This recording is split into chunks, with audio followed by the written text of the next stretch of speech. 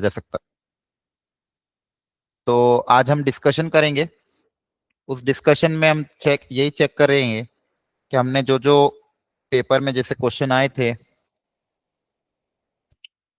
वो कैसे किए हैं, क्या क्या उसमें हमने चीजें करी देखी, और कौन कौन से क्वेश्चन कर सकते थे लेकिन आप लोगों ने अगर छोड़ दिया हो तो आपको एक आइडिया लग जाएगा कि कौन कौन से क्वेश्चन आपको करके आने चाहिए थे लेकिन जो आपने छूट गए। ठीक है, तो उन एक एक क्वेश्चन का हम एनालिसिस करेंगे एक एक करके। सबसे पहले ये वाला क्वेश्चन। अब इसमें दिखने में थोड़ा सा भले टफ दिख रहा होगा लेकिन है टफ नहीं। इसमें एक फंडामेंटल फॉर्मूला है जो कि क्लास में डायरेक्टली बताया गया था आप लोगों को। याद करो कौन सा फॉर्मूला एडजॉइन का है जो यहाँ पे यूज होगा। एडजॉइन का कौन सा फॉर्मूला है जो यहाँ पे यूज होगा। एड डिटरमिनेंट की power Joint is equal to determinant of A into A. नहीं, वो थोड़ी फॉर्मूला था। फॉर्मूला क्या था?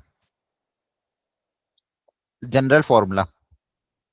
देखो एडजॉइन के 4-5 सर फॉर्मूले ही मैंने आपको बताए थे जो कि बहुत ज्यादा काम आते हैं। मैं सारे फॉर्मूले लिख रहा हूँ। एक तो फॉर्मूला था डिटर्मिनेंट ऑफ एडजॉइन ऑफ ए। एक फॉर्मूला होता है एडजॉइन ऑफ ए का डिटर्मिनेंट। एक फॉर्मूला होता है एडजॉइन ऑफ ए का। एक फॉर्मूला यस होता है एडजॉइन ऑफ के ए का। और बाकी वही ट्रांसपोज और इनवर्स। और एक फॉर्मूला था आपका एडजॉइन ऑफ ए बी। ये 5-6 ही फॉर्मूले हैं और इससे जेई में बहुत सारे क्वेश्चन पूछे जाते हैं। अब इसमें ये वाले फॉर्मूला बताओ क्या था? Adjoin of A. Sir determinant की पावर n-1। सर कौन सा वाला पूछ रहा हो? थर्ड वाला। थर्ड वाला सर डिटरमिनेंट की पावर n-1 का होल स्क्वायर। नहीं, थर्ड वाला। इसमें डिटर्मिनेंट कहाँ है? एडजॉइन ऑफ ए का फॉर्मूला क्या था? फॉर्मूला ये बताया था आपको क्लास में, नोट्स में भी लिखवा रखा है। फॉर्मूला याद नहीं होंगे पे कैसे काम चलेगा? मॉक टेस्ट आ गए एंड आने वाला सेशन का। एडजॉइन ऑफ ए का फॉर्मूला क्या था?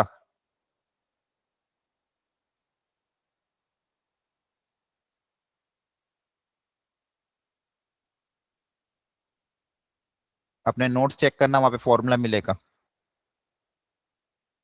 डिटर्मिनेंट ऑफ ए इंटू ए की पावर n-2, क्योंकि ये तो मैट्रिक्स है ना। एडजॉइन ऑफ एक मैट्रिक्स आएगा जिसका फॉर्मूला क्या है? डिटर्मिनेंट ऑफ ए इंटू ए की पावर n-2। फॉर्मूला भूलना नहीं है, नहीं तो फिर होंगे ही नहीं क्वेश्चन सॉल्व। बाकी फॉर्मूले पावर n-1 दो बार अगर आ जाएगा n-1 का whole square.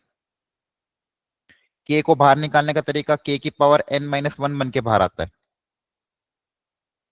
Adjoin of A B में प्रोडक्ट में ऑर्डर रिवर्स हो जाता है। Understood everyone? Yes, sir.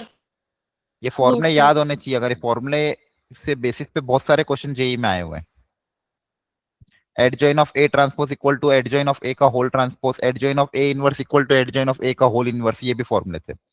अब यहाँ पे दिया हुआ था ए इंटू एडजॉइन ऑफ ए। उसका ट्रेस निकालना है, मतलब उसके डायगोनल एलिमेंट का सम निकालना है। ठीक है, तो ट्रेस मतलब क्या होता है? जो भी मैट्रिक्स हो उसके सम, डायगोनल का सम को ट्रेस बोलते हैं। आप समझना अच्छे से। यहाँ पे एडजॉइन ऑफ ए सबसे पहले पता कर लेते कितना आएगा इस केस में। फॉर्मूला होता है डिटरमिनेंट ऑफ ए इंटू ए की पावर n-2।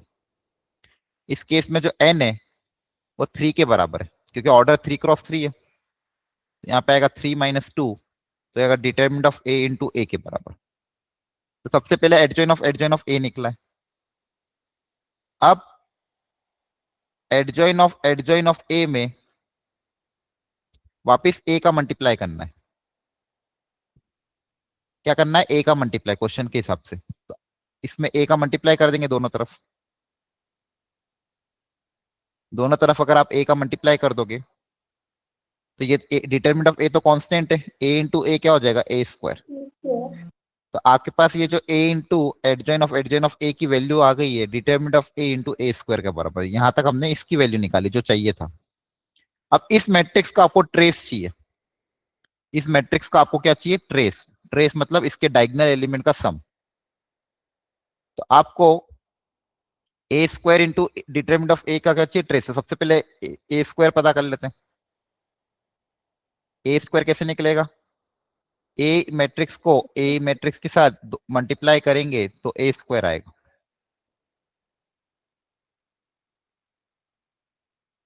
इसी मैट्रिक्स को इसी के साथ मल्टीप्लाई करेंगे तो ए स्क्वायर। अच्छा, मुझे सिर्फ डायगोनल के एलिमेंट से मतलब है, तो बाकी एलिमेंट निकालने की जरूरत नहीं है।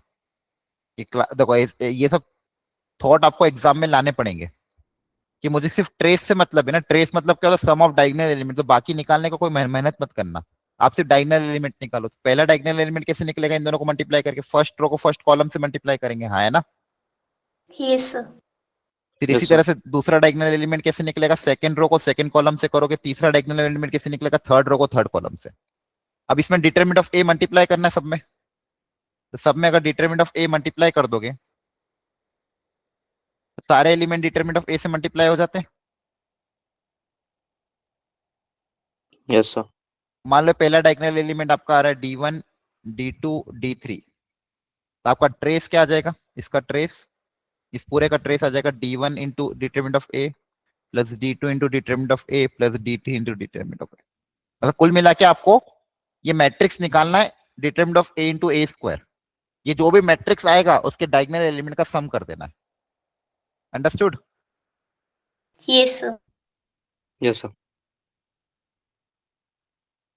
अब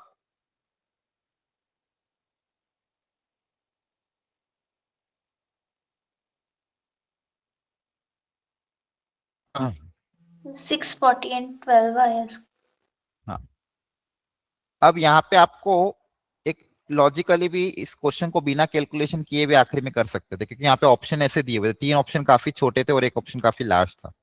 जब आप डिटरमिनेंट ऑफ ए निकालोगे तो उसकी वैल्यू कुछ ना कुछ आएगी, और D1 D2 D3 की भी वैल्यू कुछ ना कुछ, मतलब आंसर थोड़ा लार्ज आएगा। नेगेटिव टाइम्स आएगा लेकिन लार्ज नंबर आएगा। तो ऑप्शन डी ही उसका मैच कर रहा है। ठीक है, तो ये कैलकुलेशन यहाँ पे मैंने कर रखी है। ए स्क्वायर अगर आप निकालोगे तो ए स्क्वायर का ट्रेस आ जाएगा 58। ए स्क्वायर के डायगोनल एलिमेंट का ट्रेस कितना आ जाएगा? 58। फिर उसमें डिटरमिनेंट ऑफ ए मल्टीप्लाई कर देंगे। तो ध्यान रखना, ये क्वेश्चन क्लास में जो बताया हुआ एक फॉर्मूला था उसके बेसिस पे था। क्लास में जो फॉर्मूला बताया है उसके बेसिस पे क्वेश्चन कराया गया था। अगला, ये क्वेश्चन भी क्लास में बताया गया था कि जब भी दो वेक्टर दिए हों तो एंगल बाइसेक्टर कैसे निकाला जाता है। फंडामेंटल क्वेश्चन है ये एंगल बाइसेक्टर का। कॉन्सेप्ट क्या था? जैसे मान लो ये वेक्टर ए है, ये मान लो वेक्टर बी है, तो ए और बी के अलोंग कौन सा वेक्टर होगा?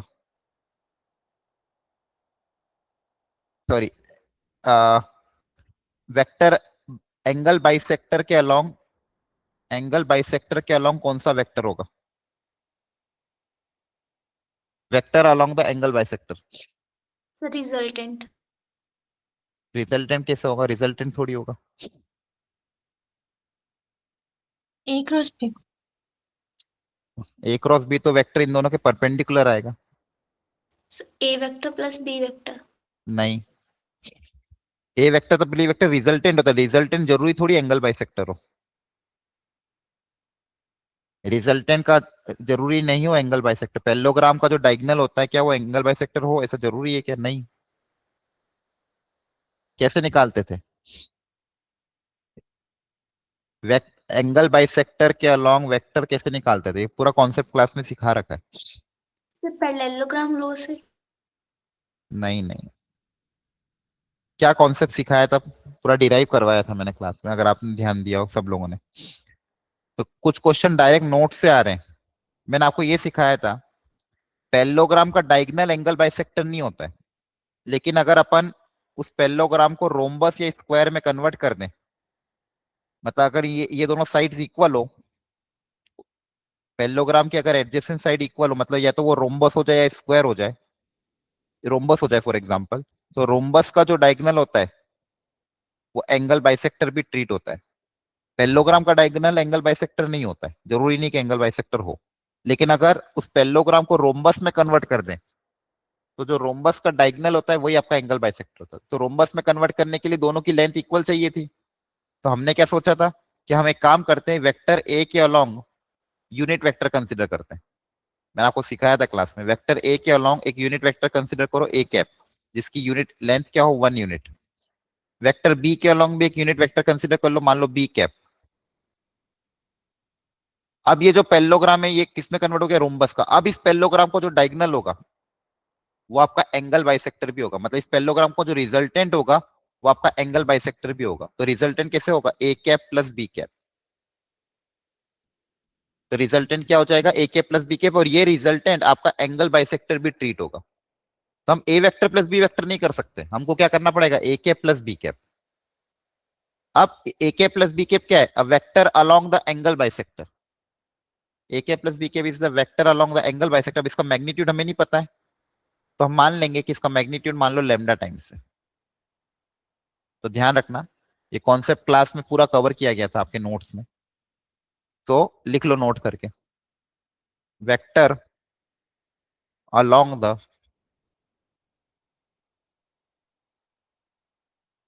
Vector along angle bisector is A cap plus B cap, lambda times A cap plus B cap. Magnitude पता नहीं है तो lambda times A cap plus B cap. अब क्वेश्चन के हिसाब से क्या बोला था, एबीसी 3 वेक्टर है, C is the vector along the angle bisector, C is the vector lies along the bisector of A and B. तो मतलब ये आपका वेक्टर सी है, ये आपका वेक्टर सी है। अब इनकी वैल्यू पुटअप कर देते हैं। अब देखो, अच्छा वेक्टर तो हमें पता नहीं है, सिर्फ हमें क्या पता है, मैग्नीट्यूड पता है तीनों के, और ए और बी के बीच में एंगल पता है। और मुझे ऑप्शन में A B, vector A vector B और वेक्टर सी में रिलेशन डेवलप करना है। वेक्टर ए वेक्टर बी और वेक्टर सी में क्या करना है, रिलेशन डेवलप करना है। तो पहले इसको वेक्टर्स में कन्वर्ट कर देते हैं। तो वेक्टर सी तो ऐसा कैसा लिख दिया, लैम्डा टाइम्स ए कैप को लिखने का तरीका क्या हो जाएगा, vector A upon magnitude of A. B cap को लिखने का तरीका vector B upon magnitude of B. ये हो जाएगा C vector equal to lambda times vector A, अब मैग्नीट्यूड ऑफ ए दिया हुआ है 2, मैग्नीट्यूड ऑफ बी दिया हुआ है 1। तो ये आ जाएगा। तो यहां से एक, अब यहां से बस लैम्डा निकालना है। अगर ये लैम्डा आ गया, अगर ये लैम्डा की वैल्यू आ गई तो हमारा ऑप्शन आ जाएगा। यहां तक सबको समझ में आया। Yes, sir. Yes, sir. Vector C equal to lambda times A by 2 plus B. अब बताओ लैम्डा कैसे निकाले, as per the question. Question की जो गिवन कंडीशन है, मतलब क्वेश्चन में आपको मैग्नीट्यूड पता है और ए और बी के बीच में एंगल पता है, तो यहाँ से लैम्डा कैसे निकलेगा। मतलब ये कॉन्सेप्ट भी क्लास में बताया है कि ऐसी इक्वेशन अगर आती है और आपको मैग्नीट्यूड पता है, ए और बी के बीच में एंगल पता है और लैम्डा निकालना, तो बताओ कैसे निकालोगे, इसके बाद क्या करेंगे। So magnitude of a cap plus b cap is equal to under root of a square plus b square 2ab cos theta से। नहीं, वो तो आप फॉर्मूला बोल रहे हो, इसके बाद क्या स्टेप आएगी वो पूछ रहा हूं मैं, वो तो सॉल्यूशन में दिया हुआ है। इसके बाद क्या कॉन्सेप्ट लगेगा, जब भी दो वेक्टर इक्वल होते हैं क्या उनके मैग्नीट्यूड आपस में बराबर करोगे। Yes. इस पूरे वेक्टर का magnitude a by 2 Yes, sir. Plus B vector का मैग्नीट्यूड, दो वेक्टर, ये क्लास में मैंने कितनी बार बताया है, ये वेक्टर के मैग्नीट्यूड दोनों तरफ मैग्नीट्यूड लेते हैं, फिर क्या करते हैं, दोनों तरफ स्क्वायरिंग करते हैं। Yes. Yes. याद है, बहुत बार हमने कैलकुलेशन ऐसी करी है जहां पे हम अननोन निकालते थे, अगर दो वेक्टर आपस में इक्वल है तो उनके मैग्नीट्यूड आपस में बराबर होंगे। ये ध्यान रखो बार बार, ये सेम कॉन्सेप्ट कितनी बार क्वेश्चन की अलग अलग तरह की वेरायटी की कैलकुलेशन में आया है, क्योंकि हमें मैग्नीट्यूड दिया हुआ है तो इस मैग्नीट्यूड का यूज करना है। इस मैग्नीट्यूड का यूज कैसे होगा, जब दो वेक्टर आपस में बराबर हो तो उनके मैग्नीट्यूड आपस में इक्वेट कर दो, वैल्यू पुटअप कर दो यहाँ पे, 4 का square equal to lambda square. अब यहाँ पे आपका A vector plus B vector का होल स्क्वायर का फॉर्मूला अप्लाई होगा। A vector plus B vector के होल स्क्वायर का फॉर्मूला क्लास में सिखाया था, A square plus B square plus twice of A dot B. A magnitude of A का square plus magnitude of B का square plus twice of A dot B. ये fundamental formula था, class में बताया था, A vector plus B vector के whole square का, magnitude of A का square plus magnitude of B का square plus twice of A dot B. ध्यान रखना। अब यहाँ पे ए की जगह ए बाई 2 है, बी की जगह बी है, तो जगह मैग्नीट्यूड ऑफ ए का square by 4 plus magnitude of B का square plus twice of A dot B, twice of A dot B करोगे तो 2 कैंसिल हो जाएगा, ए डॉट बी बचेगा, तो हो जाएगा 16 equal to lambda square magnitude of A 2 दिया हुआ है, 2 का स्क्वायर 4, 4/4 1, मैग्नीट्यूड ऑफ बी दिया हुआ है 1, वो भी 1 आ जाएगा। A dot B, A dot B क्या होता है, A into B into cos of angle between them, और दोनों के बीच में एंगल कितना दिया हुआ है, 120 डिग्री। अब यहाँ वैल्यू पुटअप कर देना, तो 16 equal to lambda square 2 plus a into b कितना हो जाएगा 2 कॉस 120, कॉस 120 कितना होगा, साइन ऑफ -1/2। -1/2।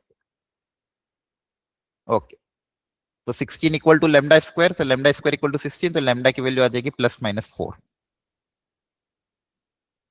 लेमडा आ चुका है +-4। अब एक बार 4 रख के देखना, एक बार -4 रख के देखना, फिर देख लेना कौन सा ऑप्शन मैच कर रहा है। तो ये शुरू के 2 क्वेश्चन अगर आपके क्लास नोट्स ढंग से रिवाइज है तो आसानी से हो सकता है, अगर आपने क्लासेस अटेंड कर रखी है। यहाँ पे फॉर्मूला लगाया था एडजॉइन ऑफ ए इंटू ए वाला, यहाँ पे फॉर्मूला लगाया था एडजॉइन ऑफ ए इंटू ए वाला, तो ये आसानी से हो गया था।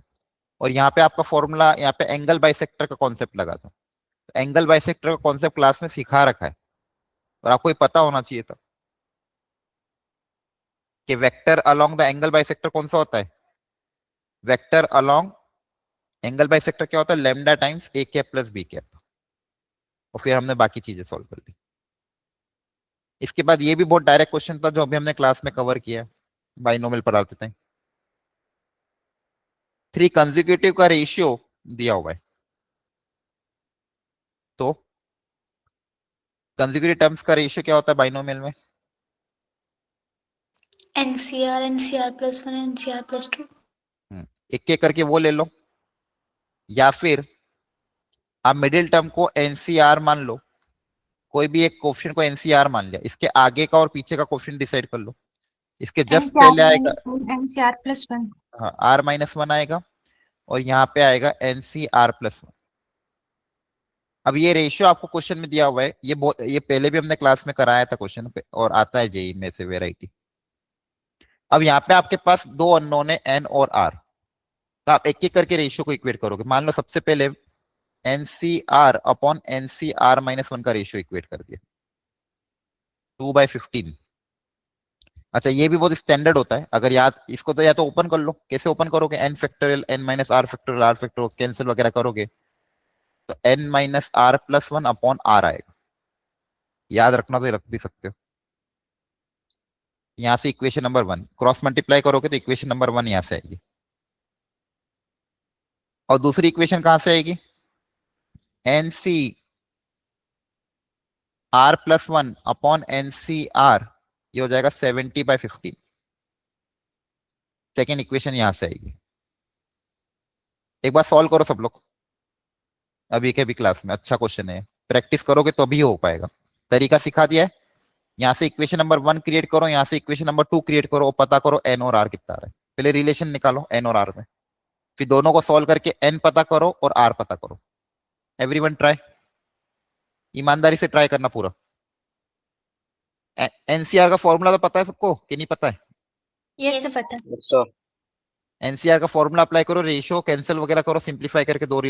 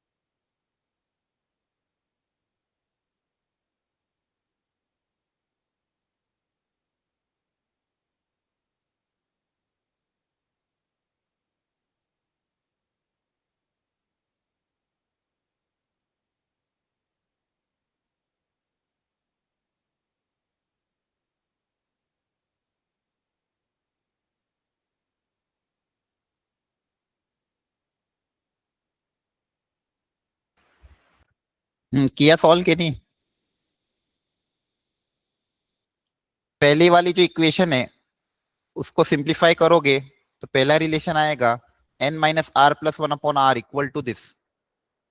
दूसरी वाली इक्वेशन से रिलेशन आएगा n minus r upon r plus one equal to this. ठीक है, दो रिलेशन आएंगे। तो पहली वाली से रिलेशन क्या आएगा? फॉर्मूला या तो याद कर लो या फिर डायरेक्टली इसको सिंप्लीफाई करना आना चाहिए आपको। और ये कैलकुलेशन बहुत जरूरी है खुद से करना। n minus r plus one upon r, इसकी वैल्यू आपके पास आएगी 2/15। और यहां से जो सेकेंड रिलेशन आया सिंप्लीफिकेशन के बाद वो आया था n minus r upon r plus one.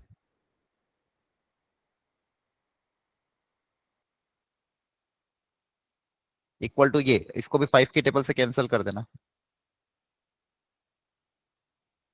ठीक है, ये दो इक्वेशन बनी। अब इन दोनों इक्वेशन को सॉल्व करके n और r पता करना। n कितना आ रहा है बताओ, सॉल्व किया तो कितना? 3 16 और r 1। ठीक है, बाकी लोग भी अपनी अपनी कैलकुलेशन चेक कर लेना। किसी और का आंसर कुछ और आ रहा है तो वो भी बता देना।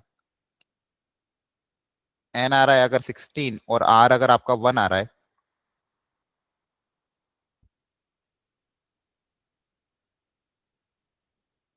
r 1 आ रहा है, सेटिस्फाई नहीं कर रहा है तो सर एक्चुअली जो मैंने आपको पहले टर्म्स बताई थी ना सर, मैंने उन्हीं से किया सॉल्व। ठीक है, फिर रुको, जिसने इससे सॉल्व किया वो बताओ। क्रॉस मल्टीप्लाई कर देना। 15n minus 15r plus 15। बाकी लोग क्या बैठे रहते हो क्लास में, कुछ करना ही है? छोड़ो, फिर मैं भी नहीं कर रहा हूँ। अगर सर आप आर लोगों टू आ रहा है। सर आर R टू आ रहा है। और n, सर N16। ठीक, n16 और r2। ठीक है, थैंक यू। ये कैलकुलेशन अगर आप खुद से नहीं करोगे तो एक्चुअल जेई में जिस दिन पेपर आएगा ना उस दिन पछताओगे, क्योंकि वहां पे आपका फाइनल आंसर पे गलत आएगा। क्योंकि क्लास में अगर आप नहीं कर रहे हो तो वहां पे भी क्या कर लोगे। एन आ रहा है 16 और आर आएगा 2, और ये जेई में बहुत बार आए हैं ऐसे क्वेश्चन। आपको पूछा था एवरेज निकालो, 3 नंबर का एवरेज कैसे निकलता है? इन तीनों का सम डिवाइड बाय 3। अपॉन 3। तो यहाँ पे जब आप वैल्यू पुटअप करोगे, आर की जगह 2 रखोगे तो 16c1, 16c2 और 16c3 अपॉन में 3। अच्छा, इसको या तो कैलकुलेट करो, और एक प्रॉपर्टी और होती है एनसीआर में, एनसीआर प्लस एनसीआर प्लस 1, इन दोनों का जो एडिशन है ये बहुत स्टैंडर्ड होता है। इसको आप ऐसे लिख सकते हो, n plus one c, I think r plus one होता है, चेक करना एक बार। ठीक है, इस प्रॉपर्टी का यूज करके yes, भी sir. ऊपर वाले जो कोफिशिएंट है उनका सम को सिंप्लीफाई कर सकते हो। या फिर अगर नहीं समझ में आता तो डायरेक्ट ओपन कर लेना, इन तीनों की वैल्यू निकाल के ऐड करके 3 से डिवाइड कर देना। 16 120 एंड 560। ठीक है, अगला क्वेश्चन था ये वाला। अब ये क्वेश्चन एक लोकस पे बेस्ड क्वेश्चन आया था, टफ कैटेगरी नहीं थी, लेकिन ये डुएबल क्वेश्चन था कि पी, पहले पढ़ो क्वेश्चन को सब लोग। अगर थोड़ी सी इसमें अगर आप एनालिसिस करते हो, ढंग से सॉल्व करते तो ये शायद बन जाता। इस क्वेश्चन में बोला गया था P and Q R the 2 point on the line this.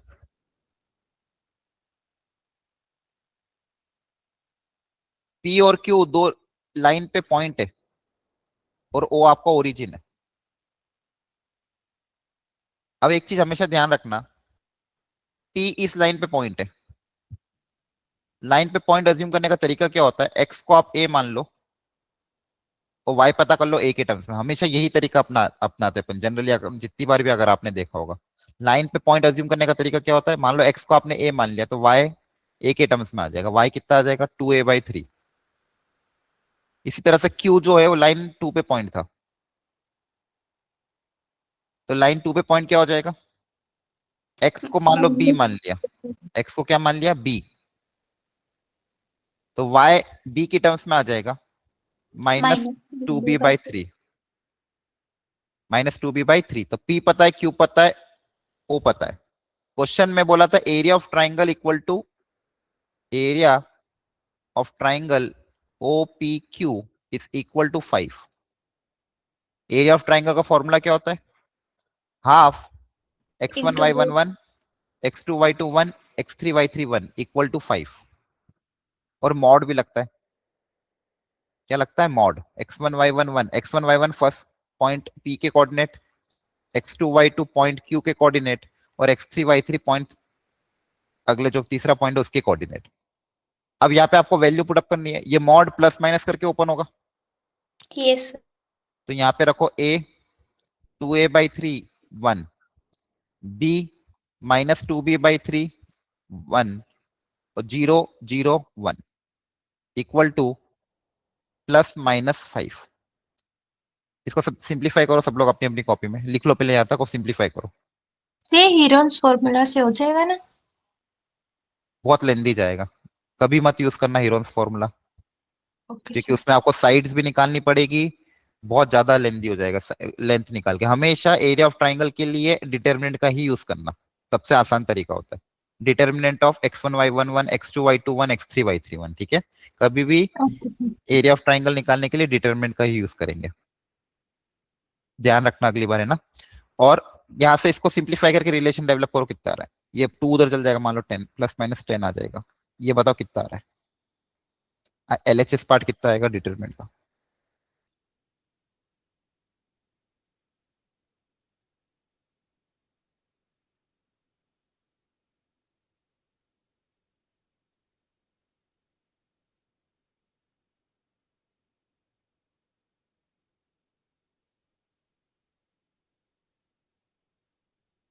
So minus b is equal to 10. Minus b नहीं, कैलकुलेशन अच्छे से करो, डिटरमिनेंट को ओपन करो। कितना आ रहा है? 2b minus 2ab upon 3। Simplify करो पूरा अच्छे से। सर माइनस का 2ab अपॉन 3।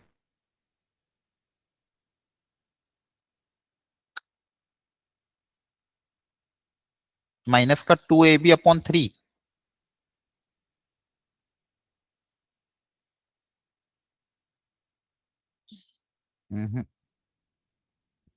कैलकुलेशन चेक करो अच्छे से एक बार। डिटरमिनेंट की -2ab/3 आ रहा है। ठीक है, चेक करते हैं एक बार। देखो ये कैलकुलेशन अगर आप गड़बड़ करोगे तो फिर कुछ भी नहीं हो पाएगा एग्जाम में। यहाँ पे देखो रो थर्ड में 3 जीरो थे, तो रो 3 के अबाउट ही ओपन कर रहा हूं मैं, कैलकुलेशन बहुत कम होगी।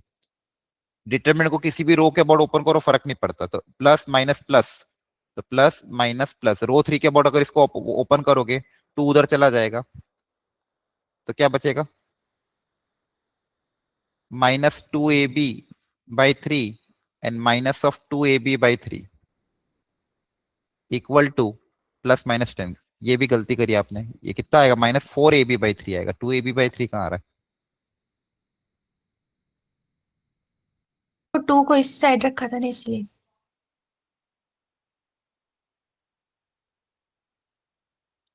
ठीक है, तो ये आपका कैलकुलेशन से 4ab की वैल्यू प्लस माइनस 30, यहां से 4ab का प्रोडक्ट आ गया। अब आपको लोकस, अब देखो लोकस वाले क्वेश्चन कैसे सॉल्व होते हैं। किसका लोकस निकालना है? You have to find the locus of the mid point of PQ, मतलब PQ के मिड पॉइंट में रिलेशन डेवलप करना है। तो PQ का मिड पॉइंट पे जिसका भी लोकस निकालना होता है उसको हम क्या अज्यूम करते हैं? H, K। ध्यान रखना, जिसको भी लोकस निकालना रहता है उसको आप क्या अज्यूम करोगे? H, K। तो ये मान लो आपका है H, K, ये मिड पॉइंट है। ये क्या है? आपका मिड पॉइंट। अब आपको H और K में एक रिलेशन डेवलप करना है। तो मिड पॉइंट है तो मिड पॉइंट फॉर्मूला अप्लाई होगा। तो मिड पॉइंट फॉर्मूला क्या होता है? x1 + x2/2 y1 + y2/2। तो ये हो जाएगा a + b/2 h की वैल्यू, और k की वैल्यू हो जाएगी a - b/3। 2a - 2b/3 whole divided by 2। ठीक है, y y1 प्लस y2/2 और x1 प्लस x2/2। तो यहाँ से पहला रिलेशन क्या आएगा, a प्लस b की वैल्यू 2h के बराबर, और यहां से 2 उधर चला जाएगा, तो 2a minus 2b/3 equal to 2k के बराबर। 2 कॉमन होके कैंसिल, a माइनस b बराबर 3k। तो अब देखो a प्लस बी की वैल्यू 2h के बराबर आ रही है, a माइनस बी की वैल्यू 3k के बराबर आ रही है, और आपको यहां से h और k में रिलेशन निकालना है, मतलब a b को एलिमिनेट करना पड़ेगा। a प्लस बी पता चल गया, a माइनस बी पता चल गया, और प्रोडक्ट a b की वैल्यू आपको गिवन है। अब h और k में रिलेशन जो आएगा वही आपका क्या होता है, लोकस होता है। जो भी h और k में रिलेशन हम डेवलप करते हैं उसी को क्या बोलते हैं, लोकस ऑफ द पॉइंट। तो बताओ इसके बाद क्या स्टेप अपना है ताकि h और k में रिलेशन आ जाए। से इनको ऐड कर देंगे। ऐड करने से तो 2a क्रिएट होगा।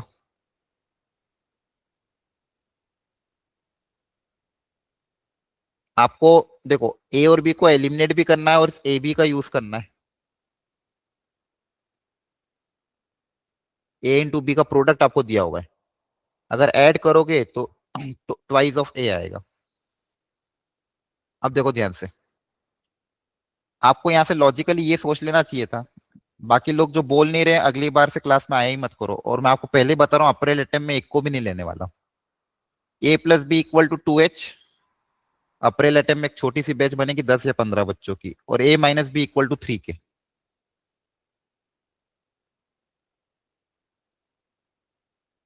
अब यहां से आपको इसको एलिमिनेट करना है और प्रोडक्ट ए बी का भी यूज करना था, तो आप क्या कर सकते हो, दोनों को स्क्वायरिंग कर दो। दोनों की तरफ स्क्वायरिंग कर दोगे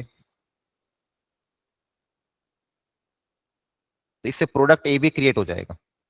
पहला वाला टर्म बनेगा आपका A square plus B square plus 2ab equal to 4h², और सेकेंड आपका बनेगा A square plus B square minus 2ab equal to 9k²। अब ए और ए स्क्वायर बी स्क्वायर को एलिमिनेट करना है, स्क्वायर कर दिया, दोनों को सब्सट्रैक्ट कर दो। सब्सट्रैक्ट जैसे ही करोगे ए स्क्वायर बी स्क्वायर कैंसिल हो जाएगा, ये माइनस माइनस प्लस में कन्वर्ट हो जाएगा, यहाँ से 4ab की वैल्यू आ जाएगी 4h² माइनस 9k², और 4ab हमको क्वेश्चन में दिया हुआ था प्लस माइनस 30। तो देखो ये पूरी तरह से h और k में रिलेशन आ गया है, और इसको बोलते हैं लोकस। h की जगह अब x रिप्लेस होता है, y की जगह k रिप्लेस होता है, तो आपका आ जाएगा 4x² minus 9y² equal two plus minus 30।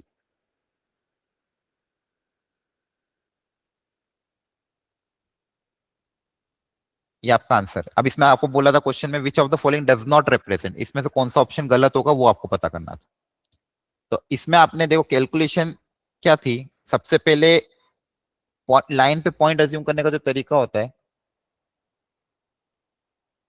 वो क्या होता है कि आप x को कुछ अज्यूम करोगे y आएगा, y को अज्यूम करोगे x को अज्यूम करके y निकाल लो। ये लाइन पे पॉइंट अज्यूम करने का तरीका पहला ये सीखा आपने।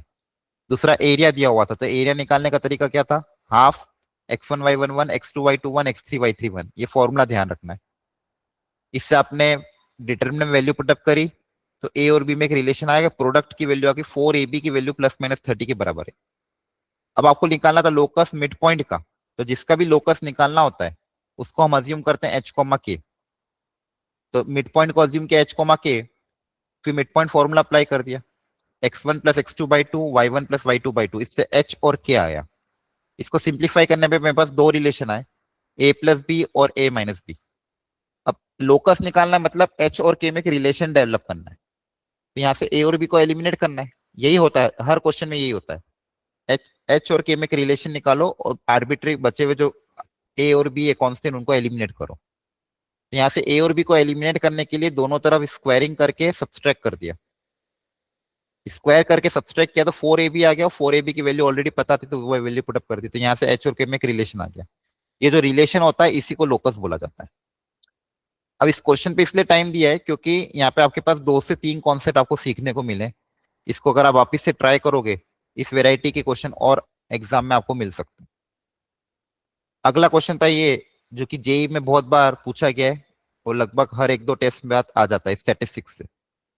स्टैटिस्टिक्स भी ऐसा चैप्टर है जो कि काफी छोटा है और हर साल एक क्वेश्चन तो आता ही है। करो सॉल्व इसको।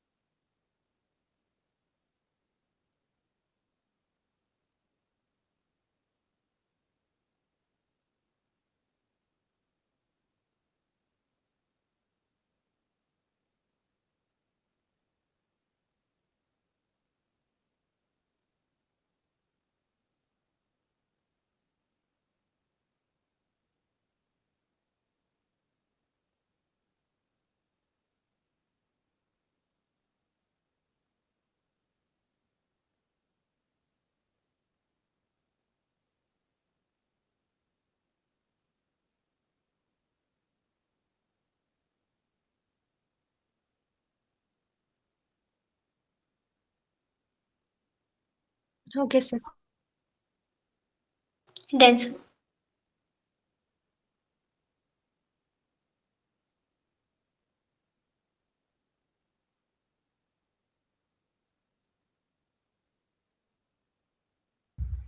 देखो ध्यान से, ये क्वेश्चन बहुत बार आता है। The mean and the standard variation of 8 data are this and this, and if the two item are added to it the variance of the new data क्या होगा, ये पूछा गया था। तो mean and the standard deviation of the data of 8 items. तो देखो x1 x2 up till मान लो x8, इनका मीन आपको दिया हुआ है 25 एंड वेरिएंस दिया हुआ है 5। तो यहां से इनका मीन का फॉर्मूला अप्लाई करेंगे तो 25 आएगा। तो यहां से आपके पास समेशन 1 से लेके 8 तक का समेशन आपको पता चल गया। समेशन ऑफ xi 1 से लेके 8 तक, जो क्या आ जाएगा 25 इंटू 8, 200। एक वैल्यू ये पता चल गई। दूसरा दिया हुआ था वेरिएंस। वेरिएंस का एक ही स्टैंडर्ड फॉर्मूला होता है, summation xi square sir by, हाँ, अच्छा ठीक है, कुछ डाउट तो क्या हो गया clear. Summation xi square by n minus x bar का होल स्क्वायर, ये वेरिएंस का आपका फॉर्मूला है। इसको याद कर लो, एक ही फॉर्मूला बार बार यूज होता है सब जगह। अगर Yes. फ्रीक्वेंसी भी आ जाती है तो यहाँ पे फ्रीक्वेंसी से मल्टीप्लाई कर देना। अब यहाँ पे वेरिएंस आपको क्वेश्चन में दिया था 5, समेशन xi स्क्वायर 1 से लेके 8 divided by number of terms minus x bar का होल स्क्वायर। यहां से आ जाएगा summation xi square by 8 equal to 5 plus 25 का होल स्क्वायर। 625. तो ये जगह x square by 8 equal to 630, तो यहाँ से समेशन एक्स स्क्वायर की वैल्यू आपके पास आ जाएगी 630 इंटू 8। अभी ऐसा कैसे ही रख रहा हूँ इसको मैं। अब ये कहां से कहां तक आ गया, 1 से लेके 8 तक आया है। आपने इसके बाद बोला कि अगर दो डेटा और मैं ऐड कर देता हूं 15 और 25, तो अब वेरिएंस क्या होगा। तो अगर आप दो डेटा ऐड कर देते हो तो अब वापिस आपको वेरिएंस निकालने के लिए सेम फॉर्मूला अप्लाई करना पड़ेगा, उसमें बस 15 और 25 को फिर से एक बार और ऐड करना पड़ेगा। अंडरस्टूड। तो ये क्वेश्चन भी बहुत Yes, sir. डुएबल था। मतलब आपके अब टोटल डेटा 10 हो जाएंगे। टोटल डेटा कितना हो जाएगा, 10। तो देखो ध्यान से,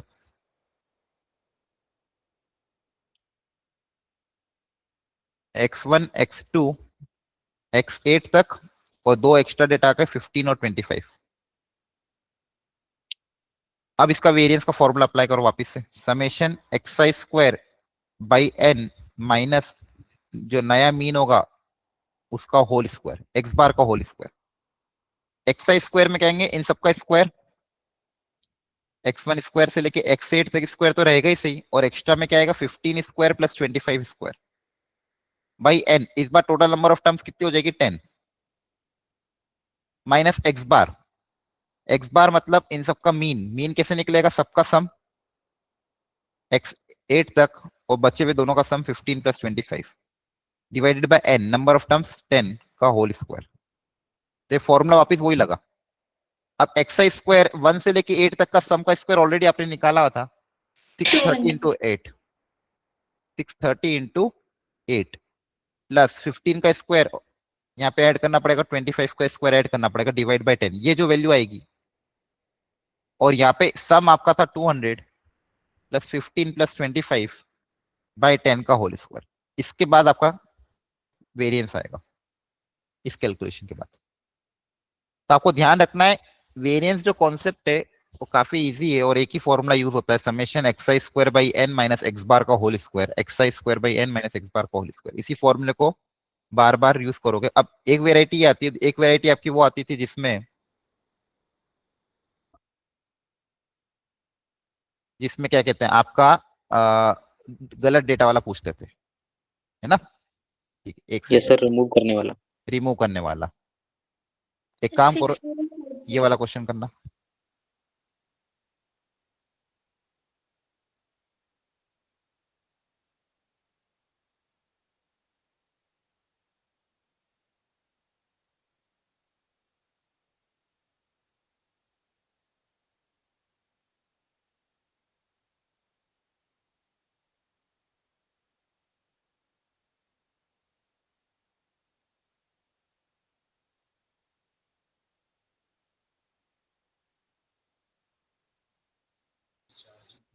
अब देखो ये डिफरेंशिएशन के जो कॉन्सेप्ट आते हैं इनवर्स में, ये भी बहुत स्टैंडर्ड होते हैं। यहाँ पे पहले आपको क्या करना पड़ेगा, इसको सिंप्लीफाई करना रहता है। इस पूरे इनवर्स ट्रिग्नोमेट्रिक फंक्शन को आप क्या करोगे, सिंप्लीफाई करोगे, उसके बाद डिफरेंशिएट करोगे, डायरेक्ट नहीं करना। कभी भी इनवर्स ट्रिग्नोमेट्रिक फंक्शन के डिफरेंशिएशन के क्वेश्चन आते हैं सिंप्लीफाई। इसमें बताओ क्या सब्स्टिट्यूशन यूज होगा। Sir cos 2 theta. cos 2 theta. हाँ, cos 2 थीटा भी यूज कर सकते हो, cos थीटा भी यूज कर सकते हो, ठीक है। जैसे अगर आपको cos 2 थीटा यूज करना है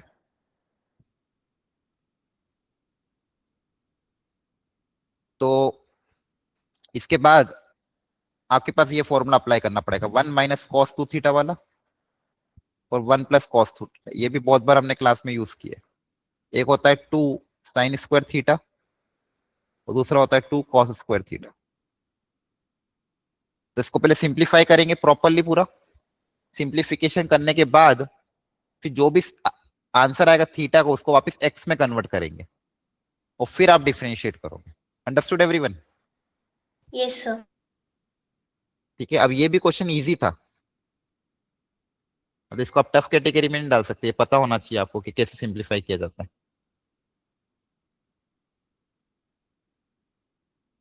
इसके बाद एक वेराइटी और आई थी,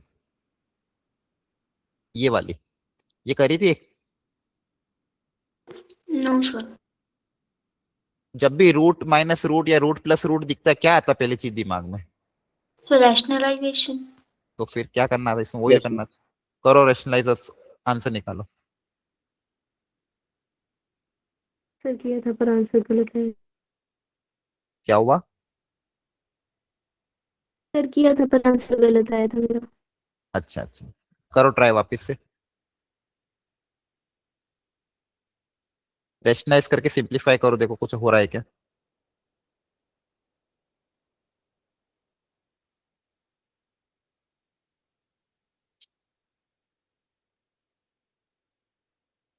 सर डिनोमिनेटर सेम बन गया।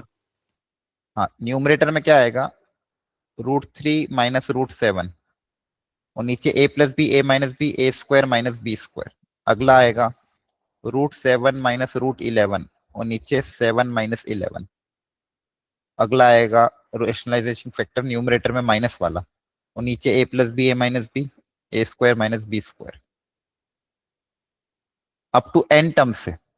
तो इसमें फर्स्ट और लास्ट टर्म रहेगी, बाकी कैंसिल आउट हो जाएंगे।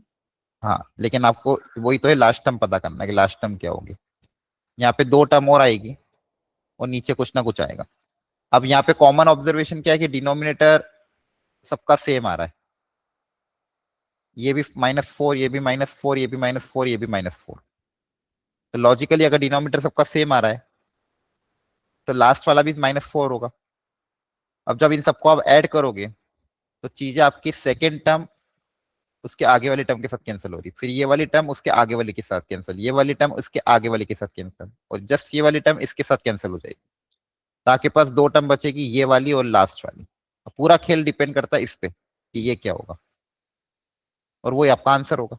पता करो कि अब ये जनरल टर्म क्या आएगी, मतलब ये जो लास्ट में टर्म आएगी बेसिकली कौन सी आएगी, ये नीचे जो रूट प्लस रूट वाली ये जो टर्म है ये कौन सी होगी, ये पता करना है आपको।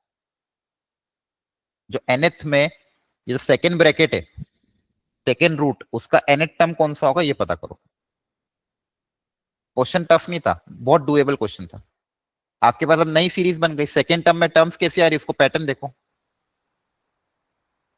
क्या पैटर्न आ रहा है, 7 +4 11 15 एंड सो ऑन। ये फर्स्ट टर्म, फर्स्ट टर्म का सेकेंड ब्रैकेट अंडर रूट है, सेकेंड टर्म का रूट क्या है 11, थर्ड टर्म का रूट क्या है 15, ऐसे लास्ट टर्म का रूट क्या होगा वो पता करना है।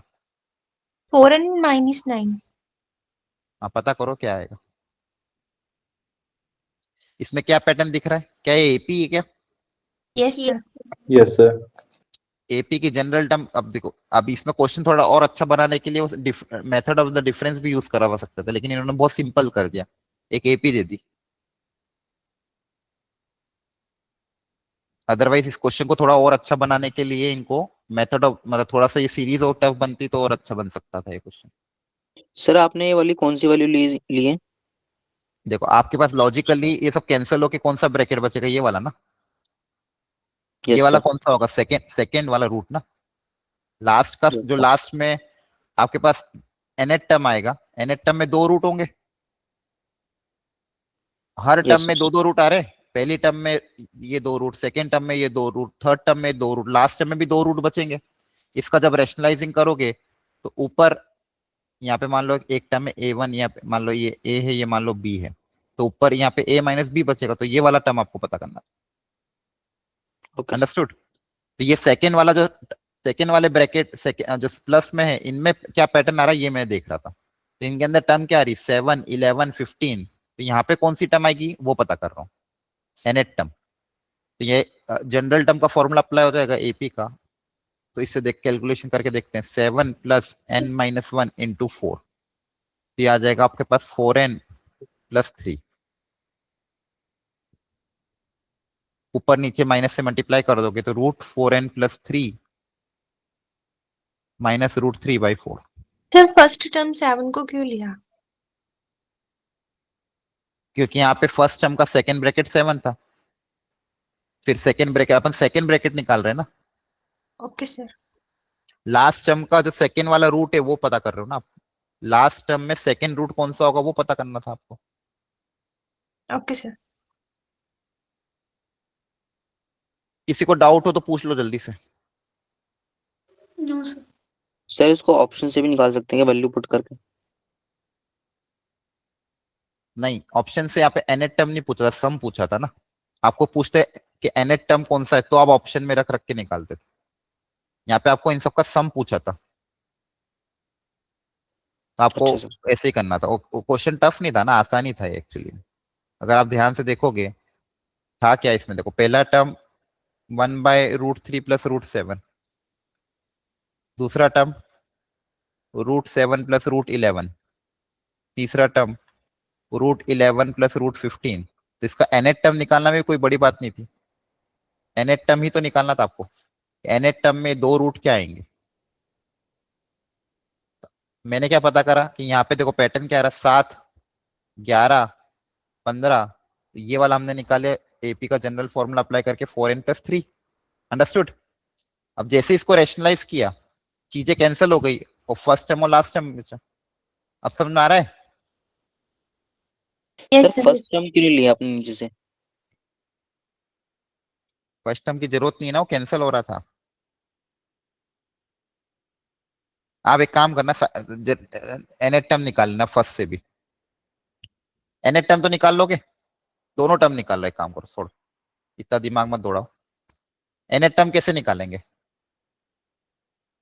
यहाँ पे क्या आ रहा है, 3, 7, 11, और ये वाला टर्म पता कर लो कितना आएगा। 3, 7, 11, और वो वाला ब्रैकेट क्या आएगा, an = a + n-1 × d।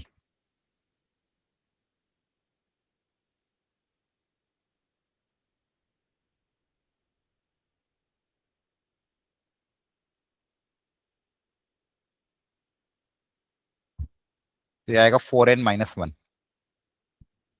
तो आपका जो फर्स्ट वाले रूट थे, √3, √7, √11, तो इस लॉजिक से ये वाला रूट क्या आ जाएगा, 4n-1। अब समझ में आ रहा है। यस। तो आपने nth टर्म पता कर ली पहले दोनों। अब इसको रेशनलाइज कर देना।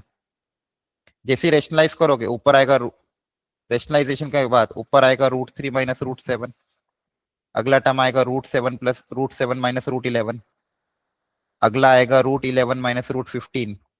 और लास्ट वाला आ जाएगा √4n-1 -√4n + 3। और डिनोमिनेटर सबका सेम आ रहा था -4। ऐड करने पे टर्म्स कैंसिल हो रही है। सेकेंड टर्म इसके आगे वाले के साथ, ये टर्म इसके आगे वाले के साथ, ये टर्म इसके आगे वाले के, और ये टर्म इसके साथ कैंसिल हो जाएगी। तो आपके पास दो ही टर्म बचेगी। माइनस ऊपर नीचे माइनस से मल्टीप्लाई कर दोगे,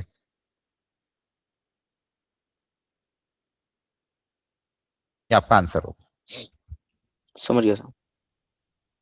इसके बाद एक क्वेश्चन ये आया था। अब ये दिखने में भले ही टफ दिख रहा हो, या फिर पता नहीं आप लोगों ने किया कि नहीं किया, लेकिन ये बेस थ्योरम का बहुत ही फंडामेंटल क्वेश्चन था।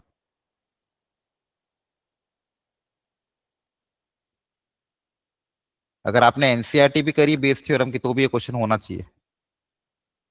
बस थोड़ी बहुत मैनिपुलेशन करवाई, लेकिन क्वेश्चन बहुत आसान था।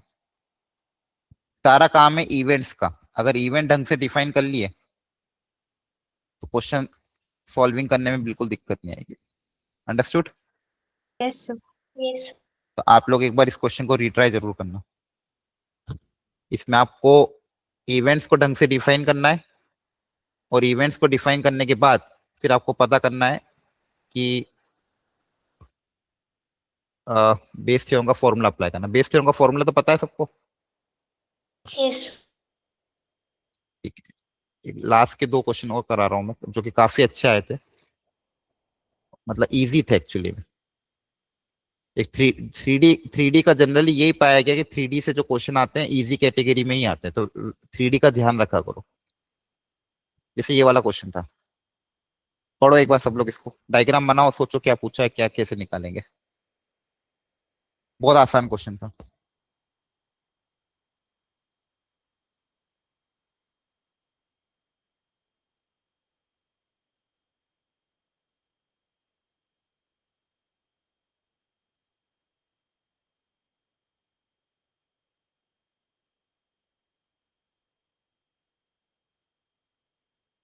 डायग्राम बनाओ, देखो क्या पूछा है।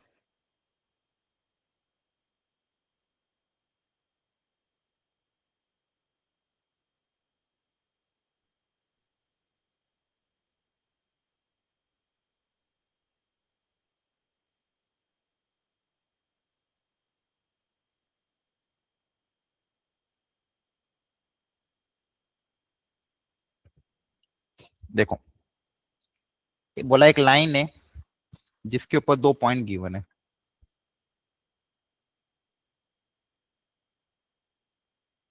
बी और सी।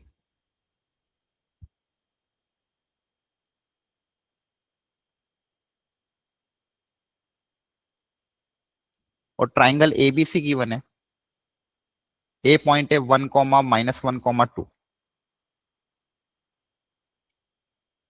और इससे एक ट्राइंगल बन रहा है। ठीक है। Yes sir. अब बोला है कि साइड बीसी जो है 5 यूनिट्स गिवन है, बेस पता है मतलब आपको, पूछा इसका एरिया कितना होगा, तो कैसे निकाले एरिया इसका?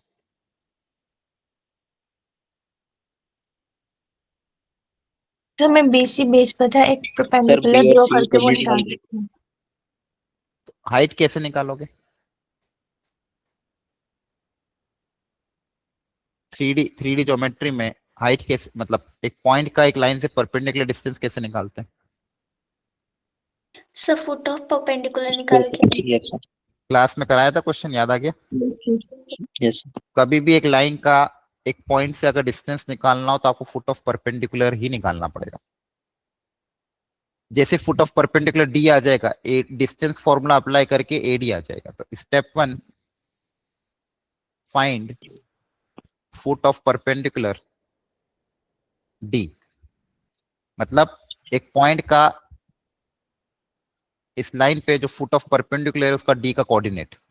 अब क्लास में सिखाया था फुट ऑफ परपेंडिकुलर निकालने का तरीका। सर, इसको लैम्डा टाइम्स में निकालेंगे, इसको लैम्डा से इक्वेट कर देंगे इक्वेशन को। हाँ, इस इक्वेशन को लैम्डा से इक्वेट करके डी पॉइंट लैम्डा के टर्म्स में अज्यूम कर लेना। एडी वेक्टर और बी वेक्टर परपेंडिकुलर होगा, डॉट प्रोडक्ट 0, तो वहां से डी आ जाएगा। याद आ गया?